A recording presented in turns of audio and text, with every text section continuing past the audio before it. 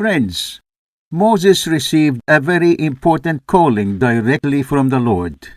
He was to take a leading role in God's plan to deliver the Israelites from slavery in Egypt. We read in Exodus chapter 3, "Come, I will send you to Pharaoh, that you may bring my people, the children of Israel, out of Egypt."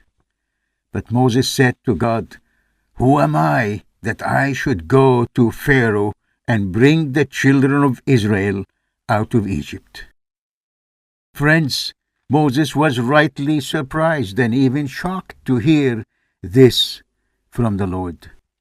After all, his life was threatened in Egypt. He had to run away and was a fugitive for many years.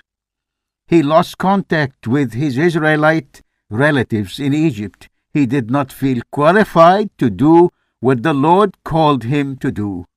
He needed to know more and to receive a great deal of encouragement. God said to him, "But I will be with you." Friends, bowed before the miraculously green burning bush, Moses learned that the God who spoke to him is the same God of his forefathers Abraham, Isaac, and Jacob. Like his relatives, the Hebrew slaves in Egypt, he was aware that God was different from the gods of the Egyptians and other nations. Yet, unlike other people, Moses and the rest of the Israelites did not know much about their own God, not even his name. It seems that they identified him only as their God or the God of their fathers. They knew him as Elohim, which simply means God. It's the plural for the majestic royalty as distinct from various gods of other peoples. Elohim refers to the awesome concept of the Godhead, with no specific name. Moses legitimately was concerned about his lack of sufficient knowledge, so he inquired of God, who spoke to him, "If I come to the people of Israel and say to them, 'The God of your fathers has sent me to you,' and they ask, 'What is his name?' what shall I say to them?" Friends, God said to Moses, "I am who I am." And he said, "Say this to the people of Israel, 'I am has sent me to you.'" God also said to Moses, "Say this to the people of Israel, 'The Lord, the God of your fathers, the God of Abraham, the God of Isaac, and the God of Jacob, has sent me to you. This is my name forever, and thus I am to be remembered through all generations." God identified himself as "I am who I am."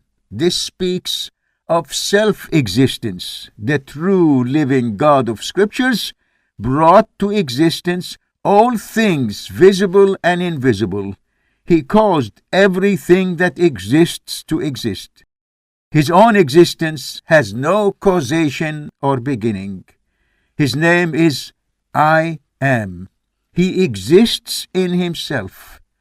Unlike other gods, he is not formed by human imagination or efforts, nor is he known or even is identifiable by human sensation.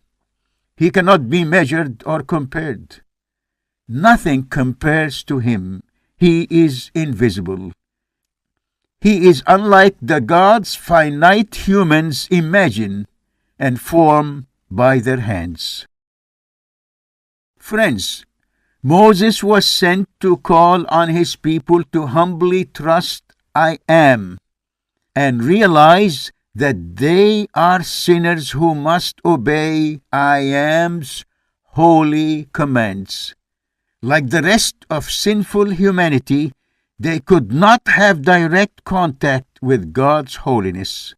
Moses and other true prophets after him were to serve I Am's redemptive saving plan, to reveal himself fully and even share in their humanity.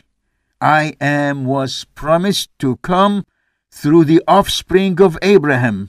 Amazingly, I Am planned to express in the flesh the complete, perfect, and final revelation of who God is.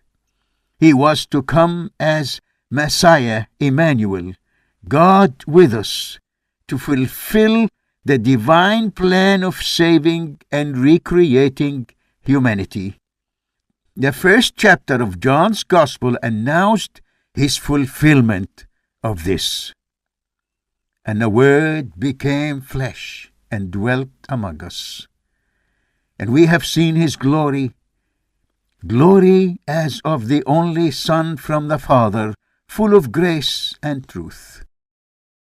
For from his fullness we have received grace upon grace. For the law was given through Moses.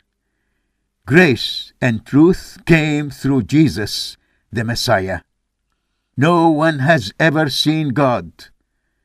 God, the only Son who is at the Father's side, he has made him known. Friends, throughout John's Gospel, Jesus identified himself as the I Am.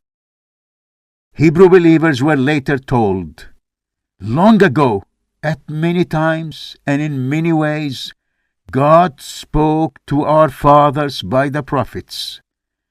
But in these last days he has spoken to us by his Son, whom he appointed the heir of all things, through whom also he created the world.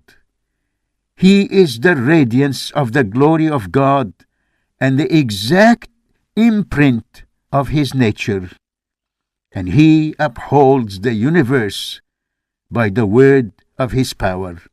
Hallelujah.